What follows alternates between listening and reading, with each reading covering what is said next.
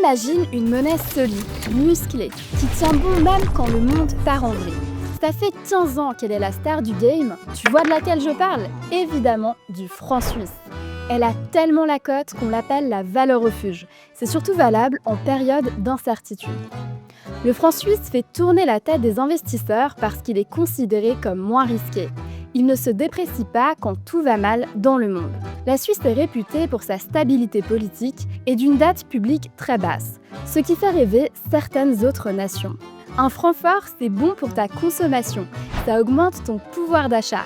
Par exemple, quand tu es en vacances à l'étranger. Les entreprises suisses qui importent des matières premières payent aussi moins. Ça limite la hausse des prix en Suisse. Autrement dit, ça aide à contrôler l'inflation. L'inflation, c'est quand les prix montent partout et que ton argent vaut moins. Avec un franc fort, cette hausse est souvent plus faible qu'ailleurs en Europe. Dit comme ça, tout a l'air parfait, mais il y a toujours un mais. Quand le franc est trop fort, nos produits deviennent plus chers à l'étranger.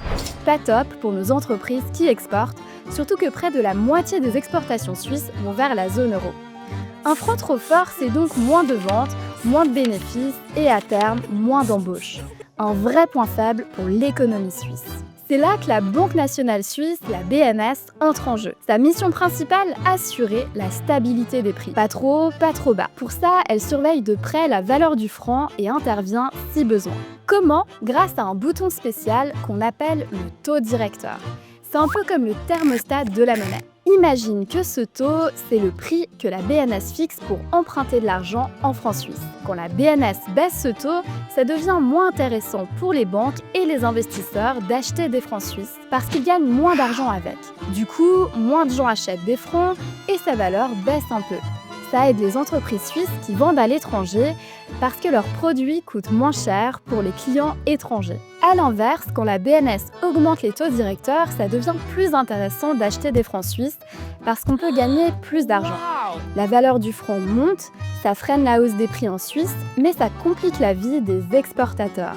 Et parfois, la BNS va même plus loin en intervenant directement sur le marché d'échange. Par exemple, elle peut vendre des francs suisses contre d'autres devises pour faire baisser la valeur du franc. C'est un équilibre délicat. Et puis, généralement, ça plaît pas aux États-Unis qui veulent un dollar faible et qui accusent la BNS de manipuler la monnaie.